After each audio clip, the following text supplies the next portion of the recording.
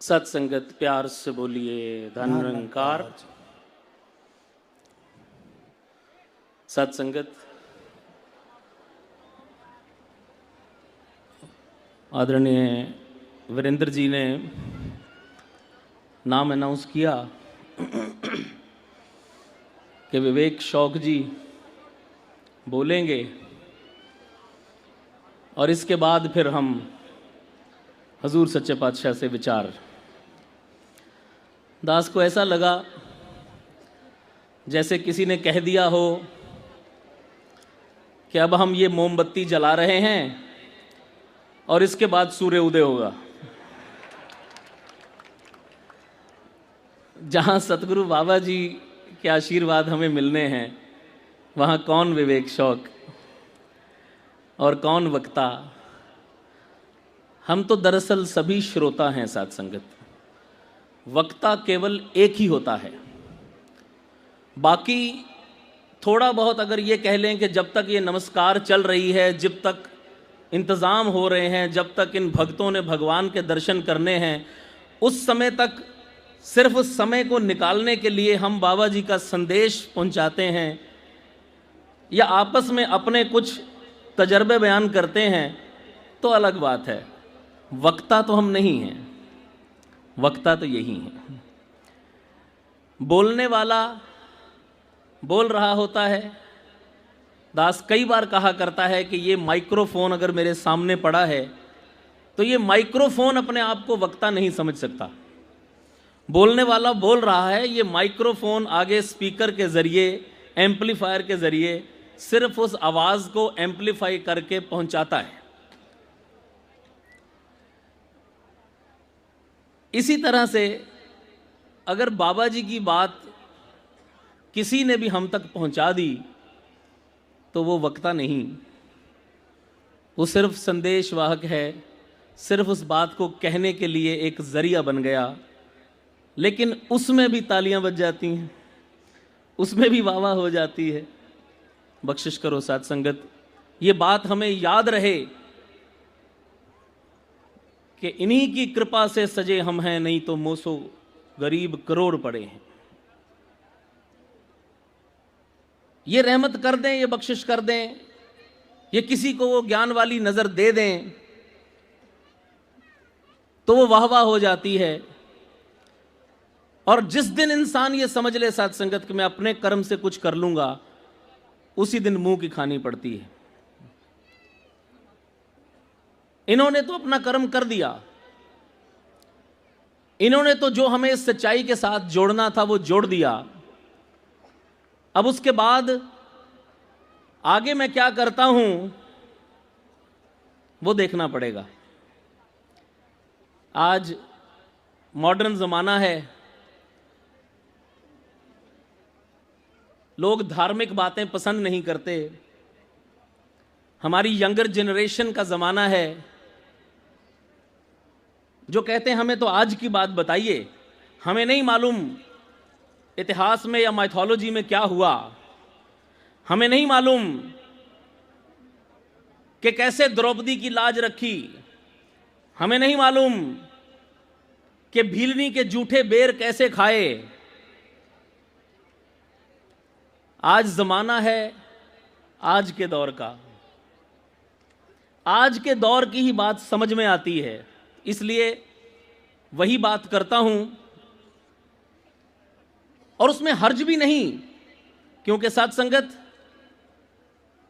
जब प्रभु पिता परमात्मा हर जगह है तो हर जगह से लिया जा सकता है, हर जगह देखा जा सकता है।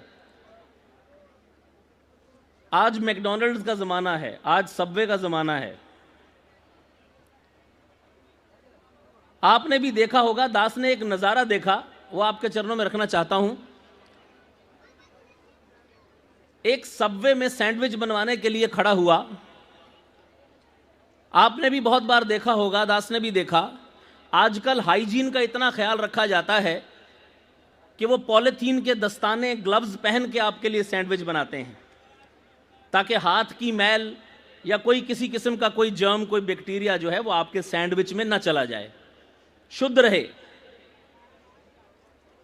वो पॉलीथीन का सैंडविच, पॉलीथीन का ग्लव पहन के जो सैंडविच बनाया जाता है, अपनी तरफ से उसको बहुत साफ माना जाता है। दास भी खड़ा हुआ है, पंक्ति में, लाइन में खड़ा है, सबसे उनका ऑर्डर लेके उनका सैंडविच बनाया जा रहा है।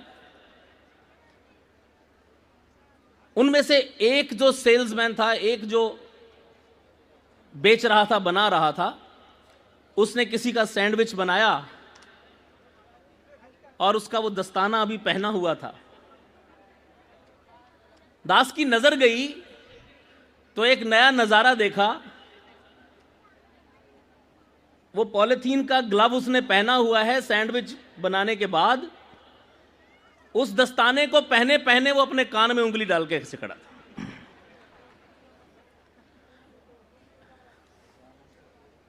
अब क्या करें? पहनाने वाला तो हमें सिर्फ पॉलीथीन का दस्ताना पहना सकता है, उसके बाद भी अगर उंगली हमने कान में ही डालनी है तो कौन मैल से बचाएगा? ये तो हमें ज्ञान ही दे सकते हैं, ये तो हमें सच्चाई से ही जोड़ सकते हैं कि भाई इस दुनिया के झूठ को छोड़ के, उसे त्याग के सच्चाई से जुड़ जाओ। अब ज्ञान लेने के बाद भी अगर मैंने नाक में, कान में उंगली ही डालनी है तो फिर वो दस्ताना भी क्या कर लेगा? आदत नहीं जाती। वो जिस वैर विरोध, नफरत, निंदा से छुड़ा के हमें यहां लाए गए, यहां आने के बाद मैंने यहां भी अगर वही काम करना है कि उसने क्या पहना, उसने क्या खाया, वो कैसा दिखता है, वो कैसे झुकता है, वो कैसे आता है, किसके साथ आता है, तो यूं समझ लीजिए कि दस्ताना पहन के मैंने फिर मैल में अपनी उंगली डाल दी। साथ संगत, समय इतना आगे बढ़ चुका है कि जो एक एक शब्द भी बोल रहा हूं गुस्ताखी है। ये बातें तो साथ संगत इनकी बातें हैं जो कभी ख़त्म ही नहीं होंगी। रात भर भी चलता रहे तो समय देखने का समय नहीं मिलेगा। लेकिन साथ संगत, आज यहीं विराम देते हुए, बहुत लंबी बात न कहते हुए, दास आप सभी महात्माओं से क्षमा याचना का प्रार्थी है कि कृपा करो, जहाँ ये जोड़ रहे हैं वहाँ मैं जुड़ पाऊँ। मेरी हालत उस भिखारन जैसी ना हो जाए जिसके बारे में सुना करते थे कि वो मांग मांग के निवाले खाती थी और किसी राजा को तरस आ गया, उसने रानी बना दिया। रोटी के समय उठ के चली जाती थी मेज़ से। 2-3-4 बार देखा। एक बार राजा ने कहा ज़रा देखूं तो सही करती क्या है, तो देखा साथ वाले कमरे में एक आला बना हुआ था, वहाँ पे रोटी के निवाले रख के वहाँ खड़ी कह रही है, आला दे निवाला, आला दे निवाला। भीख मांग के खाने की आदत नहीं गई। इसने तो रानी बना दिया लेकिन अंदर से भिखारनी रह गई। बख्शिश करो, इन्होंने अपना कर्म कर दिया है, हम भी थोड़ा थोड़ा अपने कर्म की ओर ध्यान दें और वो भी इन्हीं के आशीर्वाद से होगा। इनसे आज यही दुआ, यही याचना करता हूँ कि हम सबको जो आपने ये नामदान दिया है, ये सच्चाई के साथ जोड़ा है, तो मुझे वो नज़र भी दे, मुझे वो सोझी भी दे, मुझे वो समझ भी दे कि मैं उसे अपने जीवन में अपना सकूं। क्योंकि ये हथियार इस्तेमाल करने के लिए होते हैं, अलमारी में संभाल के रखने के लिए नहीं होते। बगैर कपड़ों के सिर्फ अंडरवियर पहन के एक आदमी रो रहा था अपने मंजे पे, बेड पे बैठा हुआ, और कह रहा था कि मुझे चोरों ने लूट लिया, मेरा सब कुछ लूट के ले गए, मेरे कपड़े तक उतरवा के ले गए।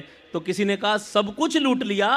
कहने लगा एक चीज़ मैंने बचा ली। बोला वो कौन सी? तो तकिए के नीचे से पिस्तौल निकाल के कहता ये पिस्तौल मैंने फौरन तकिए के नीचे कर दिया था। तो किसी ने कहा बेटा ये पिस्तौल निकाला होता तो सब कुछ बच जाता। हमारी समस्या ये है साथ संगत कि हम समय आने पे पिस्तौल का इस्तेमाल नहीं करते, उसे तकिए के नीचे छिपा देते हैं सोच के कि चलो कुछ तो बचाओ। ये निराकार का ज्ञान बचाने के लिए नहीं है, इस्तेमाल के लिए है। अपनी जिंदगी के छोटे से छोटे मोड़ पे इसे इस्तेमाल करें और फिर सतगुरु का आशीर्वाद हमारे साथ है। साथ संगत प्यार से बोलिए धन्यवाद।